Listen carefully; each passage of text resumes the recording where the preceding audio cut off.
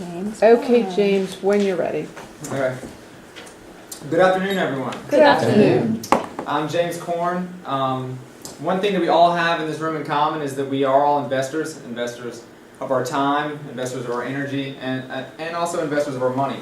And I'm here to talk about the third one of those points. And that is by giving guidance to the Nitley Investment Club for strong, profitable, and predictable stocks for the future. As far as my own credibility and track record, I consider myself an amateur trader. I've been inside the stock market for about 3 years, but I have built up a portfolio, and I did mentor under someone in my hometown, Claude Abernathy, who was the head of Wachovia Securities and also graduated from the Harvard Business School. So I do have some diligent knowledge of it. We're here today to evaluate Apple as a potential stock pick, and just to give you some history, what you just saw was, we can go back real quick. This was Apple's first computer they released. Well, not the very first one, but the most revolutionary one. It was the start of the Macintosh back in 1984. And just to see how they've grown from there, they now consider themselves the only company that has, completely satisfied consumers' lifestyle needs. So you can see how they've grown. And this is their newest computer. It fits in the palm of your hand. It's got a complete operating system, the internet, it can play programs, and it can also double as a PowerPoint remote, so that's pretty fun. So for today, we'll be using this as our construct to evaluate Apple. It is my recommendation today to the NIC fund for a strong buy in Apple Incorporated for future profitability. And that recommendation, the rationale behind that recommendation stands on 3 points.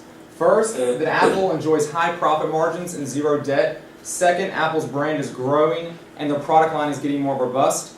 And third, as any investor knows, you don't want to necessarily jump on to all the promises of prosperity. You want to be conservative and balanced in your view, so I wanted to give you the most objective view by also looking at the potential risk head on and see what Apple is doing about those as well. And so for my first point, Apple's profit margins and zero debt. Now, as you can see here, we have a comparison of Apple to its major competitors, both on a level of overall profit and profit margins. Now, as you can see, Apple makes money. The more important thing to point out is that Apple's profit margins are very, very high. And this is important to their overall corporate strategy, which I will get to by the end of this point. It ties into the other slides. And the last germane point that remains is I added Sony as well onto this list as opposed to the other graphs. And that is because these profit margins are mostly due to Apple's being able to sell premium products at a higher price. And I wanted to add Sony onto this slide because Sony also sells premium electronic products. So I thought it was a relevant company to bring in. And you can also see they outdo Sony in many ways as well. This is a very easy point to make. Apple has zero debt. They're making a lot of money and they owe no money. So obviously a very healthy financial company. Lastly, one of the strongest evaluators of the potential strength of a stock pick is obviously the EPS. And as you can see here, Apple also has a very high earnings per share ratio, and it even doubles their next best competitor. So this, as far as a single number to judge a stock buy, you should never use just a single number, but for an overall look at their financials, the EPS is a great thing to look at, and this obviously shows Apple's strengths.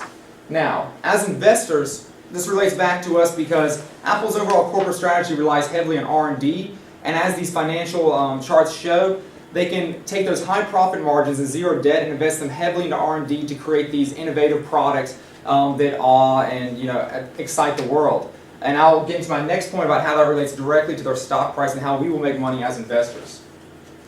So their second point is that Apple's brand is growing bigger and their product line is getting more robust. Now, as we just talked about with their stock price, I wanted to start off with that as just a clean transition. As you can see, the Apple stock's been growing very quickly over the last decade or so. And I just wanted to point out why that is so that we can evaluate how this company makes money and how their stock goes up, and thus how we will make money through Apple. And as you can see, it's very clear it's a steady stream of these extremely popular products that Apple releases that has a direct impact or propulsionary force on their stock price. iTouch had a drop. Yeah, I was going to ask that too. Why did that drop for iTouch? Yeah. Go back. Yeah, here we'll go right back. All right. Well, this is actually, if you correlate, this is 2009. I might be able to erase the iPhone. 2008. is right as the recession dropped Recession, in. okay. Yeah, so that's, I mean, it did, like right there is also, I believe, when Steve Jobs got sick. So Right. Okay. they're known, what I'll get into in the next few slides is also a halo strategy, and you'll see how these products are not necessarily dropped, and you see like immediate raise, but it's like an overall growth of the company, which is really amazing, something they do well. What I'm about to show you here is a series of charts that show an exponential growth in sales. Now the point is not to focus on every detail, but I'm showing you how these products correlate with each other, which relates back to Apple's halo strategy. And so you'll see here, as they just released their new retail string of stores, you'll see the store visitors have increased, which relates to the average per store revenues, which then relates obviously to the number of Macs sold, which then relates directly to the overall revenues of the company. So I just want to show you how these things correlate, and Apple seems like a very holistic company where things connect. Now, as far as stability and future releases, there's fortunately a lot of good news inside of Apple. I heard one analyst say with the stock price so high, it's going to take a ton of good news for it to go higher. And that's an important thing to look at, the timing of the stock purchase. So the good news for us is there's a ton of good news for Apple. Very easily they keep many of their product lines alive, flourishing through innovation that they're known for, such as iTouch and iPods are now being at like video game systems and iPhones, which they boldly claim could knock out Nintendo or PlayStation for the next video game systems. What do you think about their history, though, of kind of delaying the launch of several products? So it seems like they typically promote a launch date and then it's delayed, and that seems to be kind of a history with Jobs' focus on perfection. So exactly. How is that impacting the performance of the company? Well, that's a great point to bring up, and I bring it up in the third point, but I think that you almost answered the question yourself by just pointing out Steve Jobs is sort of a control freak. He likes to have every detail perfected to his own design, and also with the confidentiality laws, which I'll talk about a little later, inside of Apple, they're very strict about what they release to the public and the dates. So I think some of the dates you're hearing about with product releases are actually speculation. Apple never says when they're going to release a product. They release it when they want to release it. So any sort of expectation is built by the public's own speculation on the company. Well, here, I'll go back just to point out a couple other things. The iPhone just signed a deal with China, which is huge. It's one of the first distributors to go there. Steve Jobs is named CEO of the decade, not year, decade. iTunes App Stores are great because there's no overhead. We're not talking about the Virgin Megastore on Rodeo Drive with tons of costs. We're talking about an online system that is the largest retailer in the U.S. for music. This is a visual example of just the Halo system of kind of how things work. Example of a few of their products and the overall profit margins by percentage underneath them. And as you can see, if you buy an iPhone, then you buy an app or music, which then connects to your iMac, which is also within the retail sector and which is also related also online through their massive online sort of structure. This is the Halo system they built, which creates an inclusive sense of lifestyle products for their customers. Now, before I move on to the third point, I just want to connect those two last points very quickly for you guys. As we pointed out, they have a lot of profit. They invest directly into R&D, which allows them to create these innovative products. And the second point was that their stock price is directly affected by the release of those products. That's a major contributing force to the rise in stocks. So in other words, as investors, we want Apple to release products so that we get capital gains as the stock price goes up. And that is how those 2 points connect. You can see how they have the money to invest and continually invest in innovation, and that's how that innovation will create money for us.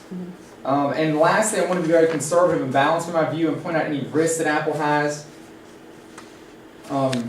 An apple a day won't keep speculators at bay.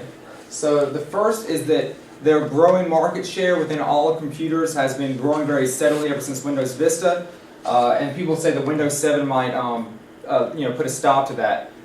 Like, in my sort of interpretation, I think it will slow the growth of Apple. I don't think it will stop Apple's growth for a few reasons. Number one is that for the first time ever, they're being sold inside of retail stores. Before, you always had to go online, which really made it hard for consumers to reach Apple computers. Next, like Microsoft really left a bad taste in the consumer's mouths. And third, with the advertising and the huge popularity of Apple, it's really gained traction, and I think an attraction within the public. And lastly, I just want to point out that Apple, inside of the high-end computer markets, all PCs and laptops over $1,000, they completely dominate with a 90% market share. And that's true to most of their products, like iPods and iPhones. They have a tendency to lock their jaws on a niche markets and just hold on to them. The next major thing I want to look at was the P/E ratio, because as I mentioned before, they have a very high stock price. Now the best evaluator is if that stock price is overpriced or undervalued, is the P/E ratio. Now comparing it to competitors, it's actually pretty high, and that would be worrisome. The second test is compared to the overall industry to see if there's a serious problem there. And as you can see, Apple is very close to the overall industry average. There's only a 2-point difference. So that, I think, calms a lot of my worries and also allowed me to present this in this way. So it was, probably would have stopped things. Alright, and last is, as we already mentioned, the confidentiality laws, as you already pointed out, Nancy, and that is that most of the stock market is built up of expectations of what management will do, what products will be released, etc., etc. And thus, with Apple's strict confidentiality rules inside the company, it's very hard for analysts and spectators to find out what's coming next from Apple.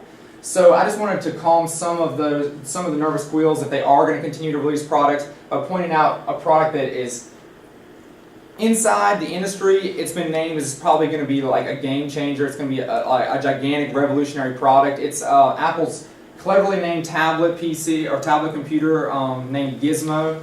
And I just want to point out 2 things quickly with this. Number one is that it ties beautifully in line with all of the Halo strategy I was talking about. You can connect this to any Mac computer, used as a keyboard, as a drawing tablet. You can put it on the wall and watch movies and videos. You can carry it with you.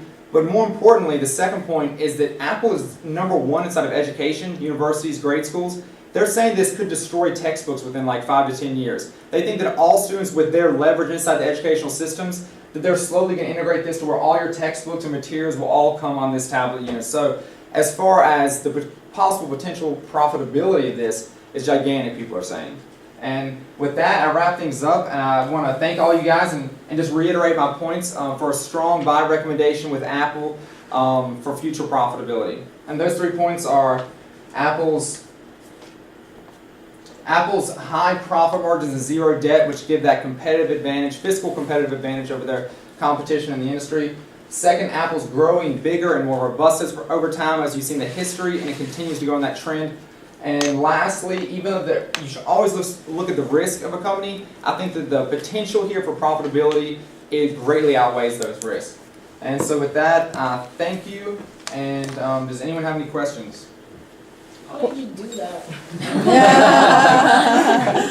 The tablet, I mean, I've heard a little bit. Isn't that very speculative? I mean, you can't really get any concrete information on that, right? Well, I wanted to make sure I wasn't just adding into hype or rumor when I looked that up.